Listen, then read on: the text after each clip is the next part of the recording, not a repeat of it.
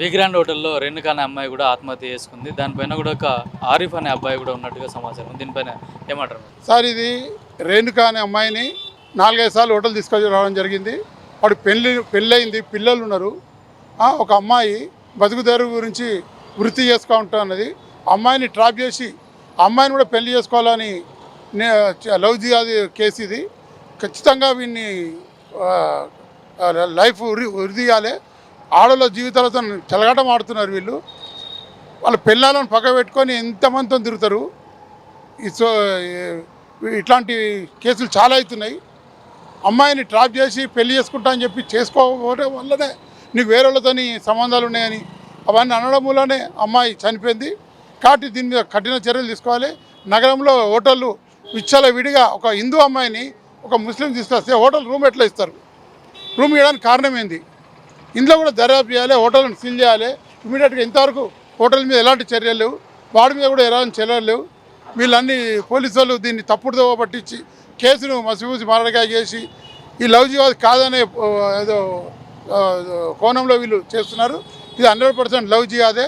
ఇలాంటి పెళ్ళైన అమ్మాయిలను కూడా వీళ్ళు ట్రాప్ చేసి వాళ్ళ జీవితాలతో ఆడుకుంటున్నారు.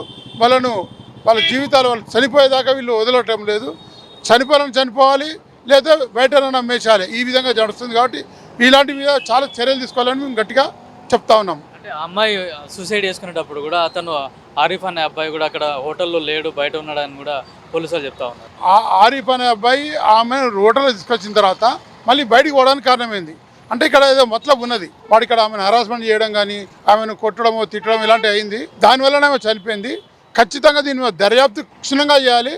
ఖచ్చితంగా నేరాలు ఎంతమంది చేసినా ఎంతమంది ఉన్నా కూడా వాళ్ళ మీద కేసులు చేయాలి. ఈ లవ్ జిహాద్ హైదరాబాద్లో చాలా అవుతున్నాయి. ఇలాంటి కాకుండా చర్యలు తీసుకోవాలని పోలీస్ డిపార్ట్మెంట్ కోరుతా ఉన్నాం. అంటే వాళ్ళ ఫ్రెండ్ కూడా వీడియో కాల్ చేస్తూ కూడా సూసైడ్ చేసుకుంది. సూసైడ్ చేసుకునేటప్పుడు కూడా నీకు బర్త్డే గిఫ్ట్ ఇస్తున్నాను అని చెప్పే సూసైడ్ చేసుకున్న పరిస్థితి. ఈ ఆరిఫ్ అనే అబ్బాయికి ఇంకా ఎంతమందితోని లవ్ కేసులు ఉన్నాయో తెలియదు. ఈ లవ్ జిహాద్ చేసుకుంటూ పోతున్నారు. ఆ కోణంలోనే ఈ అమ్మాయికి తెలిసి ఈ అమ్మాయి ఉరి చేసుకున్నది. ఖచ్చితంగా దీంట్లో చాలా లోతుగా దర్యాప్తు చేస్తా కానీ బయటికి రావు. వీళ్ళు ఏంటంటే పోలీసు వాళ్ళు ఏదో చేసేద్దాము, హిందూ ముస్లిం కావద్దు, లవ్ జిహాద్ అనే మాట రావద్దు. ఇప్పుడున్న కాంగ్రెస్ ప్రభుత్వం ఎట్లా ఉందంటే ఈ కాంగ్రెస్ ప్రభుత్వంలో మొత్తం కూడా చెప్పు చేతుల్లో దారుసలాం నుంచి నడుస్తున్నది. వాళ్ళు ఎట్లా చేయమంటే అట్లా చేస్తారు. ఈ పైనుంచి దబావు రాగానే కేసును మాల్టాన్ చేస్తున్నారు. దీన్ని వేరే విధంగా వేరే కోణాల్లో తీసుకోబోతున్నారు. ఒక క్లబ్ డాన్స్ చేయడం నేరం కాదు, నేరమా? ఆమె బతుకు తెరుగును చేస్తుంది. మరి క్లబ్ డాన్సులు లేవని చెప్తున్నారు. అక్కడ క్లబ్ డాన్స్ ఎట్లా అవుతుంది? ఆ బార్ షాప్ మీద ఎందుకు చర్యలు దాకా నిన్న రాత్రి అయింది, 15 గంటలు అయిపోయింది. మరి అక్కడ రైడ్ చేశారా? ఆ పబ్ మీద వెళ్ళారా? ఆ పబ్లో ఎట్లా నడుస్తుంది? ఎవరి పబ్ అది? ఆ పబ్లో కూడా ఇలాంటి చర్యలు డాన్సులు నడుస్తున్నాయి అంటే దానికి కారణం ఎవరు? వీళ్ళు కూడా అక్కడ డాన్స్ చూడడానికి పోతారంట. అంటే ఇదంతా ఇంత పెద్ద ర్యాకెట్ నడుస్తున్నది. ఈ లవ్ జిహాద్ దీన్ని ఖచ్చితంగా చర్య తీసుకోవాలని మేము డిమాండ్ చేస్తున్నాం. గిఫ్ట్ ఇస్తున్నా అని చెప్పేసి కూడా ఆత్మహత్య చేసుకున్న పరిస్థితి. అంటే గిఫ్ట్ అంటే ఏమనుకోవచ్చు? మేము అనుకునేది ఏంటంటే ఈ అమ్మాయికి ఈ ఆరిఫ్కు ఇంకొక అమ్మాయితో కూడా ఉన్నట్టున్నది లవ్ కేసులు. ఆ అమ్మాయిని కూడా ట్రాప్ చేస్తున్నట్టు ఆ విషయం తెలిసే ఆమెకు గిఫ్ట్ అని చెప్పడం జరిగింది. ఇక్కడ ఆ కోణం వీళ్ళకి అర్థం చేస్తలేరు. ఇప్పుడు నీకు బర్త్డే గిఫ్ట్ ఇస్తున్నా అంటే ఒక కక్ష ఉంది ఆడ. ఎందుకున్నది? వీడికి ఆ అమ్మాయికి ఇంకో అమ్మాయికి అనేదో లింక్ ఉన్నది. దాన్ని పూర్తిగా బయట తీసుకొస్తా కానీ తెలియదు. ఈ లవ్ జిహాద్ కేసు ఒక్క అమ్మాయితో కాదు, వీళ్ళు ప్రతి హిందూ అమ్మాయిలను ఇలాగే ట్రాప్ చేస్తూ ఉన్నారు. ఇట్లాంటి కేసులు కూడా చాలా మన రాష్ట్రంలో కానీ హైదరాబాద్లో కూడా చాలా జరుగుతున్నాయి. ఇప్పటివరకు కూడా ఎవరు కూడా దాని మీద తీవ్రంగా స్పందించిన పరిస్థితి లేదు. పోలీసులు కూడా తూతుమంత్రంగానే కేసులు పెడుతున్నారు కానీ ఎవరిని కూడా కఠినంగా శిక్షలు విధించిన పరిస్థితి లేదు. ఈ కాంగ్రెస్ ప్రభుత్వం వచ్చిన తర్వాత హిందూ అమ్మాయిల మీద చాలా వరకు మరి ఇప్పుడు లవ్ జిహాద్ కేసులు జరుగుతూ ఉన్నాయి. ఇటువంటి కేసులన్నిటి కూడా ఇక ప్రభుత్వము, ఎందుకంటే ఇప్పటివరకు కూడా లా అండ్ ఆర్డర్ అనేది ఎక్కడ పోతుందో ఎటు పోతుందో అనేది అర్థం కావట్లేదు. ఈరోజు చూసినట్టయితే నిన్న రాత్రి అమ్మాయి అయితే మన రేణుక అనే అమ్మాయి ఏ విధంగా అయితే సూసైడ్ చేసుకుందో, వాస్తవానికి అది చూస్తుంటే సూసైడ్ అని వీళ్ళు చెప్తున్నారు. అది సూసైడ్ కాదు. ఎవరైతే వాళ్ళ స్నేహితురాలు స్వప్న అనే అమ్మాయి ఏదైతే అమ్మాయి ఉంది కదా, ఆ అమ్మాయిని కూడా పిలిపించి మరి సమగ్ర దర్యాప్తు జరపాల్సి వస్తుంది. ఎందుకంటే వాళ్ళు చెప్తున్నటువంటి క్లబ్ డాన్సర్ అంటుంది, ఆయన ఏమో అందులో ఆయన పోతుంటాడు, పరిచయం అయింది అంటాడు. పరిచయం అయినప్పుడు మరి అమ్మాయి ఏ విధంగా మరి ఆయన బయటికి వెళ్ళిపోయాడు? ఆయనకు తెలియకుండా ఇది జరిగింది కాదు.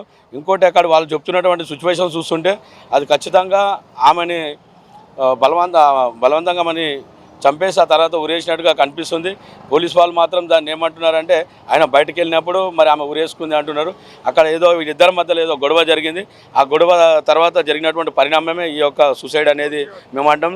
దీన్ని ఖచ్చితంగా సమగ్ర దర్యాప్తు జరిపి మరి అక్కడ ఉన్నటువంటి ఆ అమ్మాయికి కానీ ఆ అమ్మాయి వల్ల ఉన్నటువంటి చిన్న ఒక బాబు కూడా ఉన్నాడంట. మళ్ళీ ఆమె ఇంతకుముందు ఉన్న భర్త ఎవరు, మరి ఇంతకుముందు ఆయన భర్తకి ఆమెకి మరి దూరం కావడానికి మరి ఈయననే కారణమా, వీళ్ళిద్దరి మధ్యలో వాళ్ళ కుటుంబంలో చిచ్చు పెట్టి ఆమెని ప్రేమతో ప్రేరేపించి మరి ఈరోజు ఇక్కడ వరకు తీసుకొచ్చి చివరికి ఒక హిందూ అమ్మాయిని చంపేటటువంటి పరిస్థితి ఇక్కడ రావడం అంటే ఇదంతా కూడా ప్రభుత్వం యొక్క నిర్లక్ష్యం వల్ల ఇట్లాంటివి జరుగుతున్నాయి. లా అండ్ ఆర్డర్ అనేది సరిగ్గా మన రాష్ట్రంలో లేదని మరి నేను మీతో విజ్ఞప్తి చేసుకున్నాను. ఈరోజు రేణుకా అనే అమ్మాయి ఆత్మహత్య చేసుకోవడానికి ఆత్మహత్య అని చెప్పేసి పోలీసులు అంటున్నారు. కానీ ఇది 100% హత్యగానే మేము భావిస్తున్నాం. ఈ విధంగా అనేక మంది హిందూ అమ్మాయిలపై జరుగుతున్నటువంటి అత్యాచారాలను ఈ యొక్క కాంగ్రెస్ ప్రభుత్వం వచ్చాక ఇంకా పెరుగుతూ పోతున్నాయి, కానీ ఏ రోజు నాడు తగ్గడం లేదు. ఇప్పటికైనా మేము ఈ హిందూ మహిళలందరికీ హెచ్చరిస్తూ ఉన్నాం. ఏ యొక్క జిహాదీ లవ్ జిహాద్ పాల్పడుతున్నటువంటి ఇలాంటి శక్తులకు మీరు ఇప్పటికైనా కానీ జాగ్రత్తగా ఉండాలి. ఎవరు ఏంది అనేది ఒక అంచనాకు వచ్చిన విధంగా మీరు మంచి త్రోవలో వెళ్ళాలి, కానీ ఇలాంటి ఆత్మహత్యలు చేసుకోవడం అనేది చాలా బాధాకరమైన విషయం. దీన్ని పోలీసులు ఏదైతే అంటున్నారో ఆత్మహత్యగా అంటున్నారో ఈ ఆత్మహత్య కాకుండా హత్యగానే మేము భావించాలి. దానిపై సమగ్రమైన దర్యాప్తు జరపాలి. దీనికి సంబంధించినటువంటి ఎటువంటి వారిని కూడా ఏ రాజకీయ ప్రలోభాలకు లొక్కకుండా, ముఖ్యంగా ఎంఐఎం వారు ఒక వర్గం అనగానే వాళ్ళు పోలీసుల మీద ఒత్తిడి తెచ్చడానికి ప్రయత్నం చేస్తారు. ఇలాంటి ప్రయత్నాలకు దేనికి లొంగకుండా పోలీసులు నిష్పక్షపాతంగా విచారణ జరపాలని చెప్పేసి కోరుకుంటున్నాం.